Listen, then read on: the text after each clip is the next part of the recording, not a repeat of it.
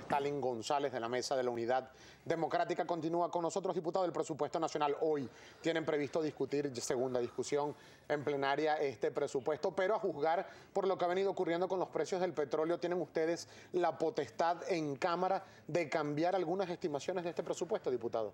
Sí hay potestad porque es una ley que va a segunda discusión artículo por artículo. Ahora, sabemos que el PSUV tiene mayoría dentro de la Asamblea y que no van a discutir ni siquiera o hacer un mínimo de autocrítica. Lo que sí es para los venezolanos un presupuesto que se está calculando con 60 dólares el barril de petróleo, donde ya va por 58, vas a comenzar el año con un poquito de déficit. Ahora, también hay que recordar una cosa, que el presupuesto de la Nación ha ido cambiando y ahorita más del 60% del presupuesto de la Nación no es producto, o sea, sus ingresos no son por ingresos petroleros, sino por ingresos propios, es decir, impuestos, IVA, impuestos sobre la renta y todo este tipo de impuestos que hay. O sea, que el presupuesto de la Nación hoy en día no es solamente ingresos petroleros. Ahora, para generar impuestos hay que reactivar la economía, hay que comprar, hay que poder adquirir otros bienes. Eso es lo que nos está ocurriendo. Si no hay reactivación de la economía, si no hay trabajo, si no hay anaqueles llenos para poder abastecer, ¿cómo generas impuestos? Ese es el drama que tiene el presupuesto del año que viene y que es una responsabilidad totalmente del Ejecutivo como garante ya hubo experiencias anteriores, en años anteriores, diputado, donde el Gobierno Nacional tuvo que recalcular la tasa de la cesta petrolera venezolana cuando la pasó de 80 a 60 en el año 2011, exactamente. Claro, pero eso también tiene que ver con recortes. ¿A qué va a recortar? Porque los anuncios que ha hecho el presidente Maduro no representan ni el 1% de lo que es el presupuesto de la Nación. O sea, ¿dónde van a ser los recortes?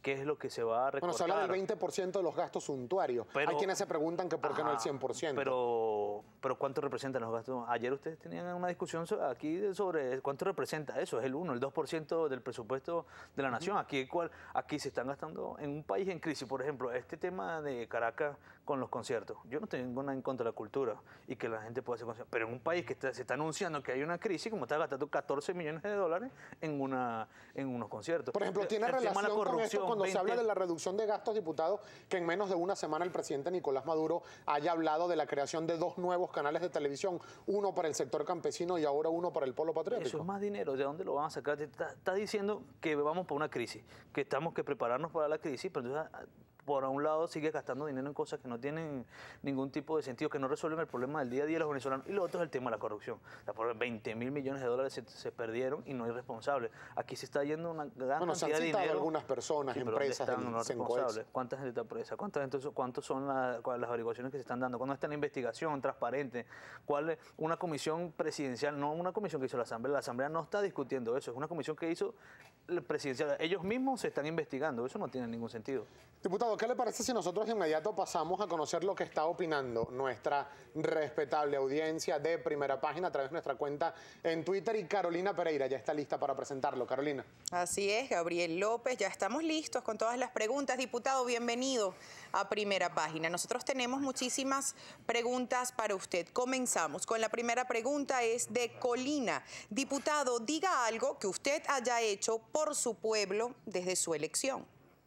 Nosotros hemos estado en la Asamblea luchando porque se cumpla la Constitución, porque se haga respetar la ley, porque se entregue, haya contraloría de cada uno de los recursos que se entregan, por ejemplo, en la ciudad de Caracas o el Distrito Capital, y siempre hemos participado en cada una de esas discusiones. Seguimos con más preguntas. Kervis Peña pregunta, diputado, a su juicio, ¿usted cree que la gestión de la Asamblea Nacional fue eficiente este año? Bueno, como lo dije antes, aquí hay un problema no nada más de leyes y de sesiones, sino de problemas que se hayan resuelto. De la crisis que hoy vivimos los venezolanos no se discute en la Asamblea Nacional. Es evidente, una Asamblea que no discute los problemas del país no puede tener un buen balance.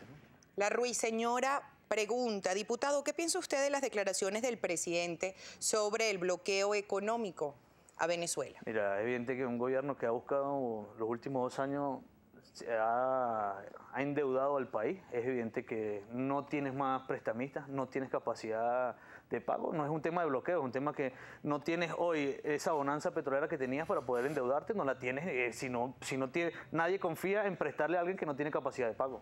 Rafael Loreto pregunta, diputado, ¿por qué no esperar el año que viene y elegir todas estas autoridades con la nueva Asamblea Nacional? Bueno, lamentablemente se están vencidos los periodos de muchos de ellos. Como lo dije, en 2013 se venció rectores, abril de 2013 CNE, diciembre de 2013 TCJ y ahorita se le vence el plazo a los miembros del Poder Ciudadano. Freddy Omar Coronel pregunta, diputado, ¿aspira usted a repetir en el curul por la mesa de la Unidad Democrática? ¿Con qué aval cuenta? Sí, bueno, es una discusión. Evidentemente uno siempre quiere estar ayudando a la gente y creo que la Asamblea tiene que ser para ayudar a la gente. Ahora es una decisión de la unidad, una decisión del partido, cuáles van a ser los mecanismos, quiénes van a ser y esperemos que esa discusión se dé en el seno de la unidad que debe darse en los próximos días.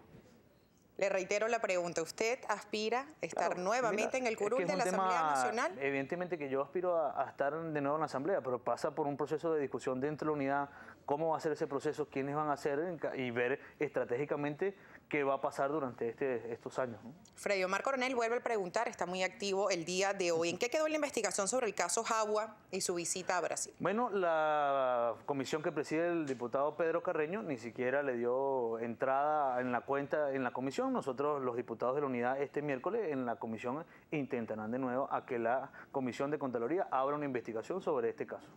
Nosotros finalizamos esta parte de preguntas con una pregunta personal. Diputado, hubo un hallazgo de 10 millones de dólares en un camión perteneciente a Bolivariana de Puertos. Ese hallazgo se generó el día de ayer en Puerto Cabello. ¿Ustedes piensan plantear esto en la Asamblea Nacional para averiguarlo? Mira, todos estos casos nosotros los hemos llevado a la Asamblea. Ahorita nosotros teníamos ya decidido otro punto para llevar a la modificación del orden del día. Las 5 fracciones nos reuniremos ahorita y tomar decisiones para seguir planteando que se investigue. El problema de este país es que hay un gran alto grado de corrupción y no hay investigación. Y cuando no hay investigación hay impunidad.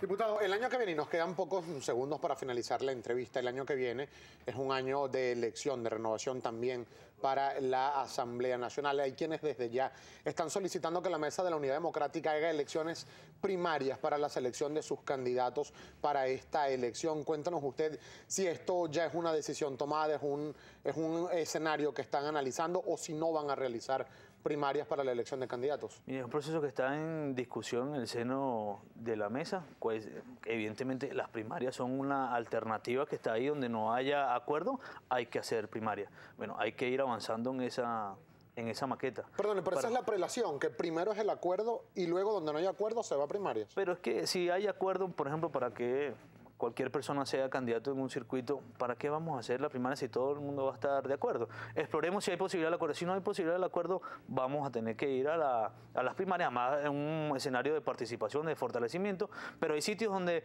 pareciera que puede haber consenso para que ciertas personas sean candidatos en esos circuitos o listas. Esperemos la discusión de la mesa que está en ese proceso y que se va a anunciar al país oportunamente esos mecanismos, ese método de escogencia de los candidatos a la Asamblea Nacional. Hay otro aspecto y por último, diputado, que ha generado también reacciones y preocupaciones e inquietudes, por lo menos en redes sociales, en medios electrónicos, y tiene que ver con las constantes inasistencias de algunos diputados de la bancada de oposición. No es su caso, pero sí el de muchos de sus compañeros diputados. Uno de los ejemplos más conocidos, un diputado que salió por un denominado circuito papaya, así se dominó en sectores de oposición acá en el estado Miranda. Sí, bueno, primero, por ejemplo, yo tengo 2 inasistencias este año y las 2 justificadas porque fui a sesión del Parlasur en Uruguay y que no podía estar en las 2 sesiones a la vez.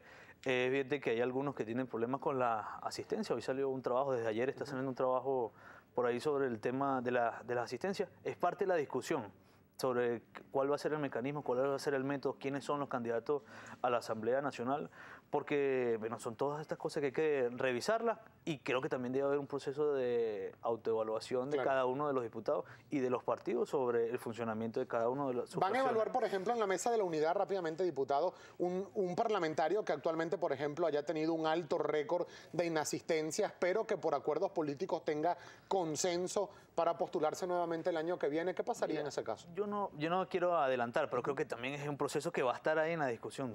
Y si ese circuito va a primarias, ahí es donde no vamos a tener acuerdo y seguramente vamos a tener que ir a primarias. Y ahí los ciudadanos decidirán y evaluarán si la gestión de ese diputado fue buena o fue mala. Es cierto que la oposición quiera ganar la Asamblea Nacional el año que viene para destituir al presidente Nicolás Maduro vía golpe legislativo. No está en las potestades de la Asamblea Nacional destituir al presidente. Nosotros queremos, ya fuimos mayoría en votos en el 2010, el reto en el 2015 es ser mayoría en diputados y que la Asamblea Nacional discuta los problemas reales del país y le dé soluciones a la crisis que hoy tiene Venezuela.